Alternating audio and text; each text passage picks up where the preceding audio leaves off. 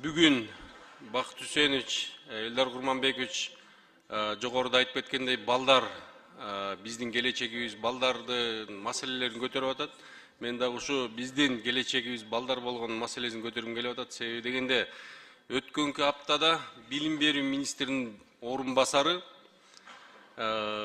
вакцина кылынбаган, эмдөөдөн өтпөгөн балдарды мектепке кабыл албайбыз деген чечимин чыгарды да.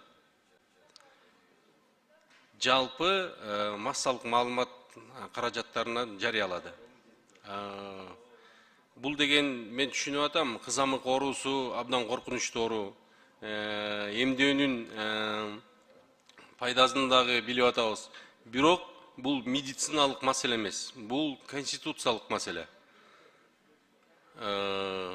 Биз канча деген ата-энелер бүгүнкү күндө абдан көп жарандарыбыз кайрылып атат. Конституциянын 46-чы беренесинде так даана жазылып турат.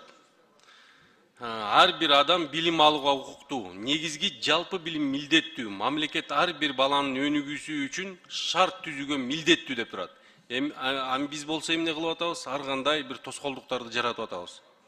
Ошон үчүн мамлекет элдин коопсуздугун, саламаттыгын караш керек. Бирок конституцияны бузуу жолунда эмес.